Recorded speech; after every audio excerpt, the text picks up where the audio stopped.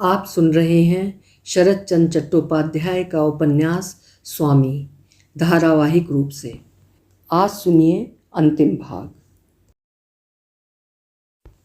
पिछले भाग में आपने सुना, सौदामिनी को विवाह के बाद अपने पति में कोई भी रुचि नहीं थी, लेकिन धीरे धीरे उसने देखा कि परिवार में उसके पति का कोई भी सम्मान नहीं है। यहाँ तक कि उसके खाने पीने का भी ख्याल नहीं रखा जाता है, जो कि उसको बहुत ख़राब लगा। इस बात को लेकर वो कई बार लड़ी भिड़ी हुई, किंतु उसके पति ने उसको समझाया कि हम लोग वैष्णव हैं, हमें सबको क्षमा करना आना चाहिए और ईश्वर को मानना चाहिए, जिस बात से सौदामिनी सहमत नहीं होती थी। एक दिन नरेंद्र उससे मिलने ससुराल आ पहुंचा। अब आगे सुनिए। नरेंद्र ने कहा, अच्छा जाने दो, किंतु यदि मैं जानता कि तुम सुख से हो तो शायद मन को समझा लेता, किंतु मेरे लिए कोई अवलंब नहीं है, मैं कैसे जीता रहूँगा। कहते कहते उसकी आंखें फिर भर गईं।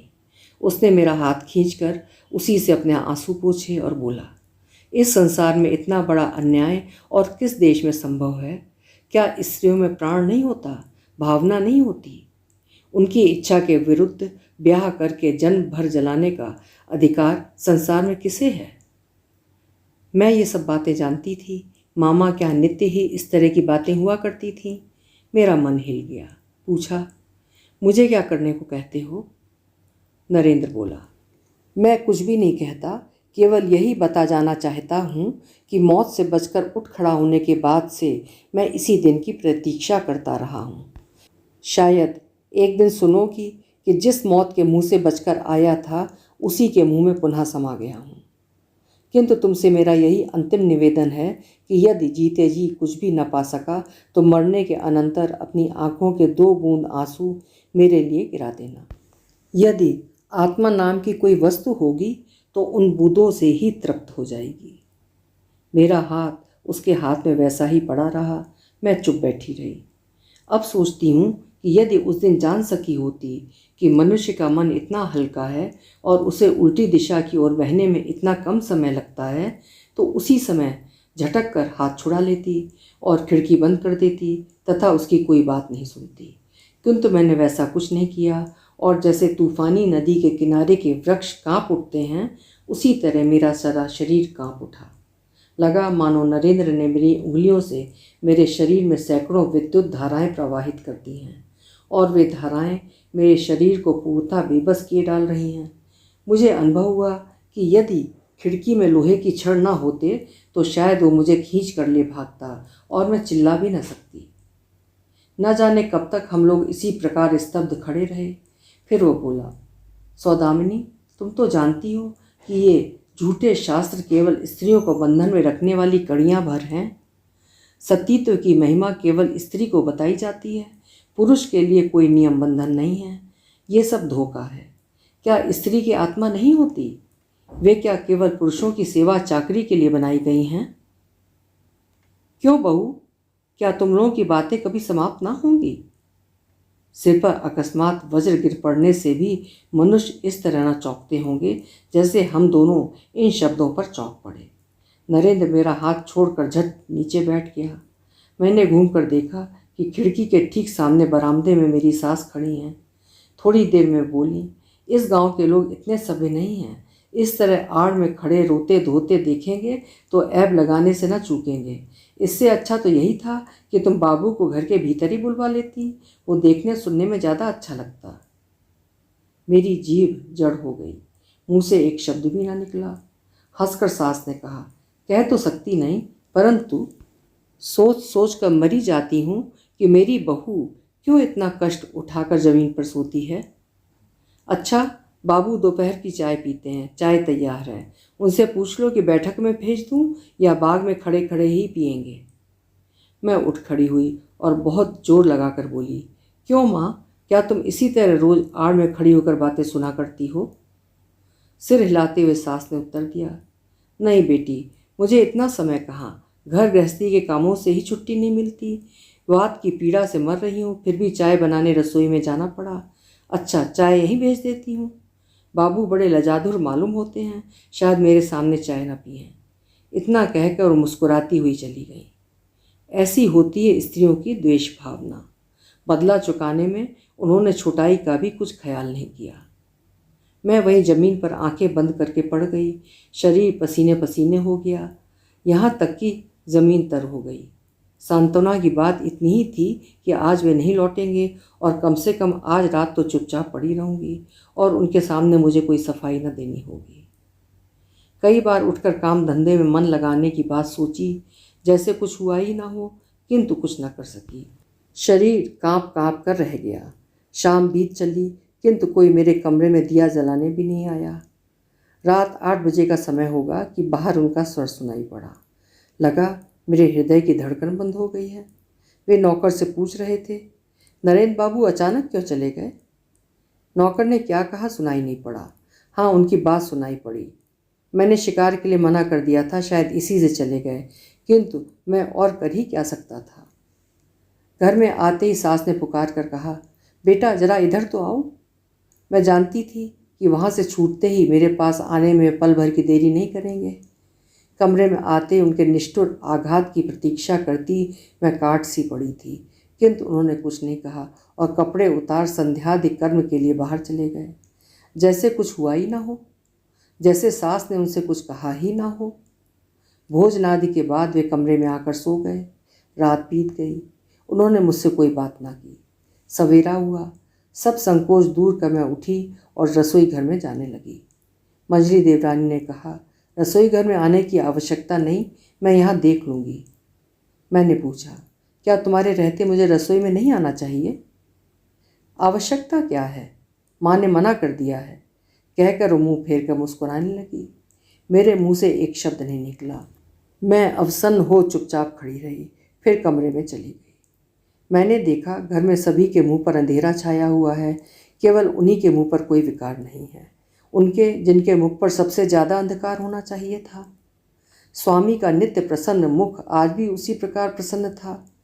हाय, यदि मैं जाकर उनसे कह सकती कि प्रभु मेरे अपराध का विवरण मेरे ही मुंह से सुनकर अपने ही हाथों इस पापिनी को दंड दो तो कितना अच्छा होता, किंतु कह न सकी और उसी घर में उसी कमरे में मेरे दिन बीतने लगे।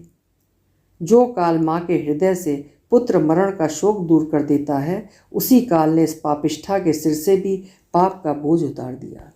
तो इसमें आश्चर्य की क्या बात हुई? मनुष्य जो दंड किसी दिन अकातर भाव से ग्रहण कर लेता है, उसे ही किसी दिन सिर से फेंक कर आराम की सांस लेता है।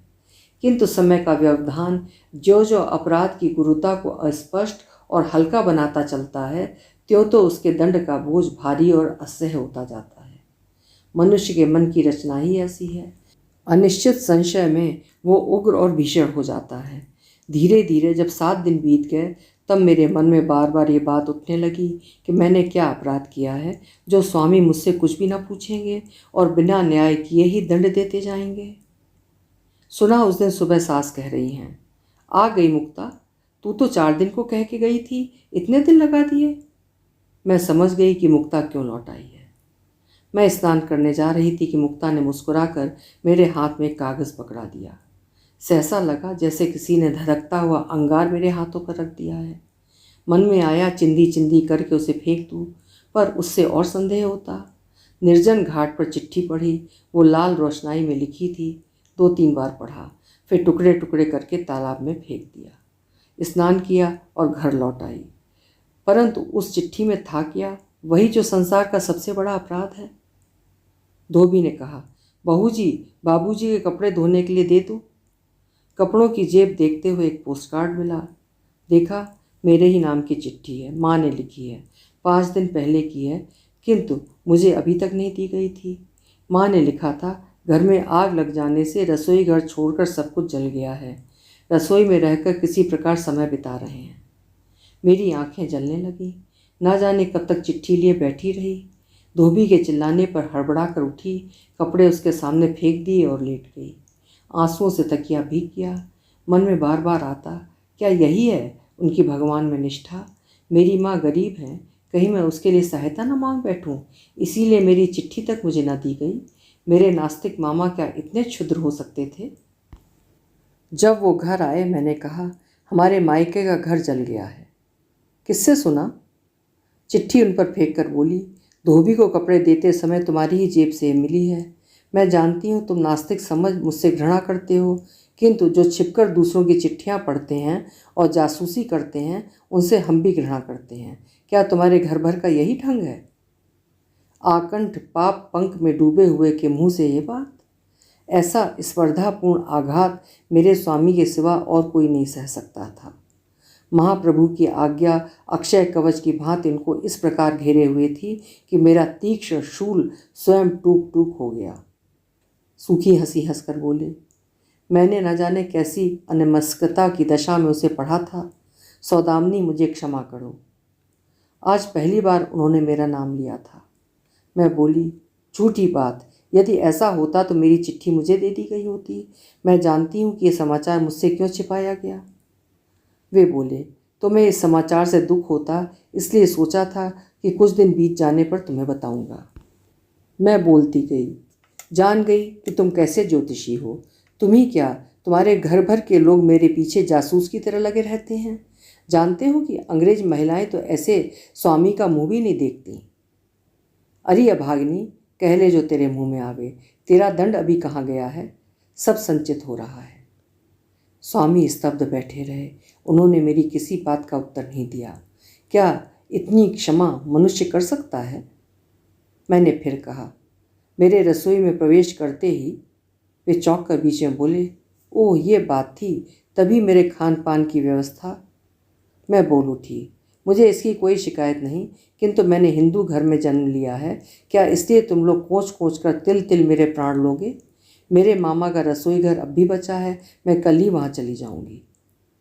स्वामी बहुत देर तक चुप रहे, फिर बोले, तुम्हारा जाना ही उचित लगता है, किंतु तुम अपने गहने यहीं रखती जाना। सुनकर मैं अवाक हो गई। मैं ऐसे हीन और तुच्छ स्वामी की स्त्री हूँ? मुझे हंसी आ गई। बोली, मुझसे गहने ले लेना चाहते हो तो अच्छी बात है, रख जाऊंगी। दीपक के क्षीण प्रकाश में मैंने देखा कि उनका मुंह पीला पड़ गया है। बोले, नहीं नहीं, मैं तुम्हारे कुछ गहने भिक्षा के रूप में मांगता हूँ। मुझे इस समय रुपयों की ज़रूरत है, उन्हें गिरवी रखूँगा। हाय, मैं ऐसी अभागन हूँ कि उनका वो मुंह देखकर भी मैंने उनकी बात पर विश्वास नहीं किया। मैंने कहा, गिरवी रखो चाहे बेचो, तुम्हारे गहनों का मुझे जरा भी लोभ नहीं है। मैंने संदूक खोला और सब गहने निकाल कर बिस्तर पर फेंक दिए। माँ के दिए कड़ों को छोड़कर शरीर के गहने भी उतार दिए। फिर भी मन न भरा तो बनारसी साड़ियाँ भी निकाल कर फेंक दी। स्वामी पत्थर की तरह अचल और अवाक बैठे रहे। घृणा से मेरा मन ऐसा विकृत हो गया था कि उनके साथ कमरे में बैठना भी असह्य हो गया। मैं बाहर चली गई और बरामदे की एक ओर अपना आंचल बिछाकर पड़ रही। मुझे लगा कि कोई द्वार की आड़ से निकलकर बाहर चला गया है। रुलाई से मेरी छाती फटने लगी। मैंने उसे रोकने के लिए मुंह में कपड़ा ठूंस लिया। न जाने कब आंख लग गई। नींद खुली तो देखा सवेरा हो गया है। अंदर जाकर देखा बिछौना खाली है और दो एक गहने छोड़ के वे सब अपने साथ ले गए हैं। सारे दिन घर नहीं आए। रात 12 बज गए, तब भी वे दिखाई नहीं पड़े। तंद्रा आ गई, परंतु उसके बीच भी मुझे कुछ होश था। रात के 2 बजने के बाद बाग वाली खिड़की पर खटखट हुआ। समझ गई नरेंद्र है। न जाने कैसे मैं समझ रही थी कि वो आज रात जरूर आएगा। मुक्ता उसे खबर देगी कि मेरे स्वामी आज घर पर नहीं हैं। ऐसा मौका वो हाथ से क्यों जाने देने लगा। नरेंद्र निडर की भांति बोला, देर ना करो, जैसी हो वैसी ही बाहर आ जाओ। मुक्ता द्वार खोले खड़ी है। मैंने भी बगीचा पार किया और जाकर गाड़ी में बैठ गई। माँ धरित्री, तुमने गाड़ी सहित इस अभागिनी को अपने पेट में क्यों ना डाल लिया। जब कलकत्ता के बहू बाजार के एक छोटे मकान में पहुंची, 8:30 बज गए थे। मुझे वहां रख नरेंद्र अपने डेरे पर चला गया। दासी ने ऊपर के कमरे में बिछौना बिछा दिया था। मैं किसी तरह लड़खड़ाती वहां पहुंची और लेट गई। जो कभी सोचा भी नहीं था वही याद आने लगा। 9 साल की उम्र में पानी में डूब गई थी। जब बड़े उपचार के बाद होश आया था तब माँ का हाथ पकड़कर घर आई और बिछौने पर पड़ रही थी। उस समय माँ एक हाथ से पंखा डुलाती रही, दूसरा हाथ मेरे सिर पर फेरती रही। दासी ने आकर कहा, बहू जी पानी चला जाएगा, उठकर स्नान कर लो। स्नान कराई, उड़िया भोजन परोस गया। कुछ खाया भी, किंतु खाकर ही उल्टी हो गई। हाथ मुंह धो मुर्दे की भांति बिस्तर पर पड़ गई और नींद आ गई। स्वप्न में देखा कि मैं स्वामी के साथ झगड़ रही हूँ। वे उसी तरह शांत बैठे हैं और मैं शरीर के गहने उतार उतार कर उन पर फेंक रही हूँ। यह क्रिया खत्म ही नहीं होती है। जितने गहने फेंकती हूँ उतने ही ना जाने कहाँ से आकर मेरे शरीर पर लदते जाते हैं। सहसा अनंत उतार कर फेंकते ही उनके सिर में लगा। रक्त की धार बह चली। वे आंख मूंद कर लेट गए और रक्त की धार बढ़ते बढ़ते छत तक पहुंचने लगी। पता नहीं इस स्वप्नावस्था में कितनी देर रही, किंतु जब आंख खुली तो देखा तकिया और बिछौना आंसुओं से खूब भीग गए हैं। संध्या होने में देर है और नरेंद्र पास ही बैठा मुझे हिलाकर जगा रहा है। बोला, क्या तुम स्वप्न देख रही थी? अरे ये क्या? इतना कहकर उसने अपने दुपट्टे से मेरा मुंह पोंछ दिया। मैं आंखें मलकर उठ बैठी। देखा कागज लिपटा एक बंडल सामने रखा है। मैंने पूछा, ये क्या है? कपड़े खरीद लाया हूँ। तुमने क्यों खरीदा? मैं नहीं तो और कौन खरीदेगा? उस दिन मैं बहुत रोई, शायद उतना और कभी न रोई होंगी। तब नरेंद्र कहने लगा, बहन तुम मेरे पाँव छोड़ दो। मैं शपथ पूर्वक कहता हूँ कि अब से हम लोग एक जननी के पेट से उत्पन्न भाई बहन हैं। चाहे तुम्हें मैं कितना भी प्रेम करता हूँ, किंतु अब सदा अपने से तुम्हारी रक्षा करूँगा। मैंने कहा, नहीं नहीं नरेंद्र भैया, तुम सदा रक्षा की बात छोड़कर मुझे ले चलो और उनके चरणों में डालकर चले आओ। उसके बाद मेरे भाग्य में जो होना है होगा। कल सारी रात मैं उन्हें देख नहीं सकी हूँ। यदि आज भी सारी रात न देख पाई तो मर जाऊंगी। नरेंद्र सामने के मोड़े पर बैठता हुआ बोला, मैं सब कुछ मुक्ता से सुन चुका हूँ। यदि उनके प्रति तुम्हारा इतना प्रेम है तो क्यों उनके साथ एक भी दिन? मैंने झट बात काट कर कहा, तुम मेरे बड़े भाई हो, मुझसे ये बात ना पूछो। नरेंद्र थोड़ी देर चुप रहा, फिर बोला, मैं तुम्हें तुम्हारे बाग के पास छोड़ आने को तैयार हूँ, किंतु क्या वे तुम्हें ग्रहण कर लेंगे? यदि न ग्रहण करेंगे तो गांव में तुम्हारी कैसी दुर्दशा होगी। मुझे प्रतीत हुआ मानो किसी ने दोनों हाथों से मेरा कलेजा दबा दिया है, परंतु शीघ्र ही मैंने अपने आप को संभाल लिया और कहा, मैं जानती हूँ वे अब मुझे अपने घर में नहीं रखेंगे, फिर भी वे मुझे क्षमा अवश्य कर देंगे। मैंने उन्हीं से सुना है कि चाहे जैसा गुरुतर अपराध हो, शुद्ध हृदय से क्षमा मांगने पर क्षमा करने के सिवा उनके लिए कोई दूसरा उपाय ही नहीं है। बस भैया तुम मुझे उनके चरणों में रखाओ। मैं सच्चे हृदय से भगवान से प्रार्थना करती हूँ कि वे तुम्हें राज राजेश्वर करें। सोचा था अब न रोऊंगी, किंतु किसी तरह आंसू न रुक सके। झरझर अश्रु गिरने लगे। थोड़ी देर बाद नरेंद्र ने पूछा, क्या तुम सचमुच भगवान को मानती हो? चरम दुख के बीच उस समय मेरे मुंह से परम सत्य निकल गया। बोली, हाँ मानती हूँ, भगवान हैं, इसीलिए तो इतना सब कुछ हो जाने पर भी मैं उनके पास लौट जाना चाहती हूँ। नहीं तो भैया मैं इसी जगह अपने गले में फांसी लगाकर मर जाती, जाने का नाम भी ना लेती। किंतु मैं तो नहीं मानता। मेरी तरह तुम भी एक दिन मानोगे। जब वो दिन आएगा तब देखा जाएगा। इतना कहकर वो बैठ रहा। मेरी बेचैनी बढ़ती जा रही थी। 1 मिनट की देर असह्य हो रही थी। मैंने पूछा, भैया मुझे कब छोड़ाओगे? नरेंद्र ने सिर उठाकर कहा, किंतु वे कभी तुम्हें अपने घर न रखेंगे। तुम इस बात की चिंता क्यों करते हो भैया? उनकी इच्छा रखें या ना रखें, हाँ इतना जानती हूँ कि वे मुझे क्षमा अवश्य कर देंगे। क्षमा? यदि घर में न रखा तो क्षमा करना और न करना दोनों समान है। तब तुम कहाँ जाओगी? जरा सोच लो। तब गांव में कितना हल्ला मचेगा और कितनी बदनामी होगी। मैंने रोकर कहा, भैया तुम इसकी चिंता ना करो, वे मेरा कुछ ना कुछ प्रबंध अवश्य कर देंगे। तुम्हारा कर देंगे, परंतु मेरा तो ना करेंगे, तब क्या होगा? समझ में नहीं आया कि इसका क्या उत्तर दूं, किंतु बोली, तुम्हें भय ही क्या है? नरेंद्र ने अपने कुमलाए मुंह पर बलात् हंसी लाकर कहा, भय? भय तो वैसा कुछ नहीं है, केवल 5-7 वर्ष के लिए जेल जाना पड़ेगा। यदि जानता कि तुम मुझे इस तरह डुबाओगी तो मैं इस मामले में हरगिज हाथ न डालता। तुम में जरा भी स्थिरता नहीं है। क्या ये बच्चों का खेल है? मैं रो पड़ी। बोली, तो फिर मेरा क्या होगा? जब तक मैं उनके चरणों में बैठकर अपने समस्त अपराध कह न लूँगी तब तक रुक नहीं सकती। नरेंद्र उत्तेजित होकर खड़ा हो गया। बोला, तुम सिर्फ अपनी बात सोचती हो, मेरी मुसीबत का तुम्हें कुछ ध्यान ही नहीं। मैं सब बातों पर विचार किए बिना अब कोई काम न करूँगा। क्या तुम अपने डेरे पर जा रहे हो? हाँ। क्रोध एवं दुख से मैं जमीन पर लौट गई और अपना सिर पीट पीट कर रोने लगी। तुम मेरे साथ ना जाओ तो यहीं से मेरे जाने का प्रबंध कर दो, मैं अकेली चली जाऊंगी। मैं उनकी शपथ खाकर कहती हूँ कि मैं किसी का नाम ना लूँगी, किसी को मुसीबत में न डालूंगी, समस्त दंड स्वयं भोगूंगी। भैया, मैं तुम्हारे पाँव पड़ती हूँ, मुझे रोक कर मेरा अधिक सर्वनाश ना करो। सिर उठाकर देखती हूँ तो वहाँ नरेंद्र नहीं है, बीच में ही चुपके से निकल गया है। दौड़कर बाहर के दरवाजे पर पहुँची तो देखा ताला बंद है। उड़िया रसोइया बोला, बाबूजी चाबी अपने साथ ले गए हैं, कल प्रातः आकर खोल देंगे। कमरे में आकर जमीन पर पड़ गई और लोट लोट कर रोती हुई भगवान से कहने लगी, भगवान, पहले कभी तुम्हें नहीं पुकारा, आज पुकारती हूँ। तुम अपनी इस महापापिनी संतान की सद्गति कर दो। आज मैं जान पाई हूँ कि मेरी वो पुकार कितनी प्रबल थी और उसकी शक्ति कैसी दुर्निवार थी। 7 दिन कट गए, कैसे कटे ये बताने की ना मुझ में शक्ति है ना धीरज है। दिन का तीसरा प्रहर था। मैं ऊपर के कमरे में खिड़कियों पर बैठी नीचे गली की ओर देख रही थी। कार्यालयों के बंद हो जाने से बाबू लोग दिन भर के श्रम के बाद तेजी से अपने अपने घरों को जा रहे हैं। मुझे ध्यान आ गया कि उनके घरों की स्त्रियां काम में लगी होंगी, जलपान और चाय की तैयारी में व्यस्त होंगी और मेरा हृदय धड़कने लगा। मैं सोचने लगी कि दिन भर के जी तोड़ श्रम के बाद वे भी लौट कर घर आए होंगे। धोती कहाँ है, अंगोछा कहाँ है, लोटा और जल कहाँ है, बार बार पूछने पर भी शायद किसी ने उत्तर नहीं दिया होगा। शायद मझले देवर के जलपान के साथ उनके भी थोड़े बहुत जलपान की व्यवस्था मझली देवरानी ने कर दी होगी, या ये भी संभव है कि उन्हें वो बिल्कुल ही भूल गई हो। मैं जब तक वहाँ नहीं हूँ तो भूल जाने में भय ही क्या है। हो सकता है वो थोड़ा जल पीकर ही रह गए हों और जाकर चुपचाप मैले बिछौने पर लेट रहे हों।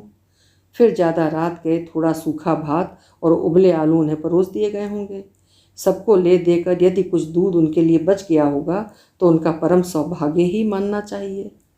वे निरीह हैं, किसी को कोई कटु बात नहीं कह सकते, किसी पर क्रोध करना तो जानते ही नहीं। अरे महापापिनी, संसार में किसी ने तुझसे बढ़कर पाप किया होगा। मन में आया कि जंगले की छड़ों से गला घोंट कर तुरंत सब चिंताओं का अंत कर दूं। मैं विचारों में न जाने कहाँ खो गई थी और कुछ देख नहीं रही थी। सहसा कुंडी की खटखटाहट से मेरा ध्यान टूटा। देखा बाहर नरेंद्र और मुक्ता दोनों खड़े हैं। मैं जल्दी से आंखें पोंछ जमीन के बिछौने पर बैठ गई। उस दिन से नरेंद्र फिर नहीं आया था। उसने समझ लिया था कि मेरा मन कहाँ लगा हुआ है, इसीलिए इधर पाँव नहीं रखता था। वो समझ चुका था मैं अपने स्वामी के विरुद्ध उसका कोई उपकार नहीं कर सकती। इस अनुभव के कारण उसे भय और क्रोध दोनों थे। कमरे में घुसते ही वो मुझे देखकर चौंक पड़ा और बोला, जब तुम इतनी बीमार थी तो मुझे सूचना क्यों नहीं दी? यह ब्राह्मण रसोइया तो मेरा ठिकाना जानता है। दालान में झाड़ू देती दासी बोल उठी, बीमार क्यों ना होंगी, केवल पानी पीकर रहने से और क्या होगा। मैं तो दोनों जून देखती हूँ कि थाली वैसे ही पड़ी रहती है। दोनों स्तब्ध होकर मुझे देखते रहे। शाम के बाद नरेंद्र अपने डेरे को लौट गया। मुक्ता को अकेली पा मैंने उसे अपनी छाती से लगाकर कहा, वे कैसे हैं? मुक्ता रोने लगी, फिर बोली, बहू, भाग्य के आगे किसी की नहीं चलती, नहीं तो ऐसा सुवर्ण समान स्वामी पाकर भी क्या तुम उसके साथ सुखी ना होती? मैंने कहा, तूने ही तो उनके साथ सुखपूर्वक नहीं रहने दिया। मुक्ता आंसू पोंछती हुई बोली, बहू जी क्या कहूँ, उन बातों का ख्याल आने पर मेरी छाती के अंदर न जाने क्या होने लगता है। अब भी बाबूजी के अतिरिक्त घर के और लोग यही समझते हैं कि मायके में घर जल जाने की खबर सुनकर तुम लड़ झगड़ कर वहाँ चली गई हो। तुम्हारी सास इसी पर नाराज़ हैं कि उसकी अनुमति लिए बिना बाबू ने तुम्हें कैसे भेज दिया। इसी गुस्से में वो उनसे बोलती तक नहीं है। वो बड़ी दुष्ट स्त्री है, बाबूजी को ऐसी तकलीफ देती है कि देखकर पत्थर का दिल भी खंड खंड हो सकता है। तुम क्या शौकिया झगड़ा करती थी? अब क्या मुक्ता, अब तो मेरा लड़ाई झगड़ा सदा के लिए समाप्त हो चुका। कहते कहते मेरा दम घुटने लगा। मुक्ता ने मुझे बताया कि मायके में मेरे जले हुए घर की मरम्मत हो रही है, इसके लिए बाबूजी ने ही रुपए दिए हैं। शायद इसीलिए उस दिन उन्हें मेरे गहने गिरवी रखने की ज़रूरत पड़ी थी। मैं बोली, मुक्ता कहो और कहो, मेरे हृदय को टूक टूक करने वाली सब खबरें एक एक करके मुझे सुना दो, कुछ भी बाकी न रखो। मुक्ता ने कहा, उन्हें इस घर का पता भी मालूम है। आज से 1 महीना पहले ही मकान तुम्हारे लिए किराए पर ले लिया गया था। नरेंद्र से मुझे मालूम हो गया था। एक दिन मैं छिपकर नदी के तट पर नरेंद्र से बात कर रही थी कि बाबूजी ने हमें खुद देख लिया था। तब क्या हुआ?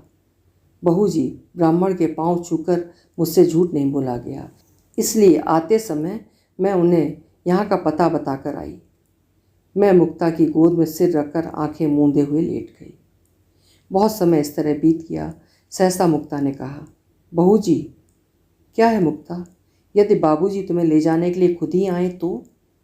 मैंने उठकर मुक्ता का मुंह बंद कर दिया और बोली, नहीं मुक्ता नहीं, तू ये न कह।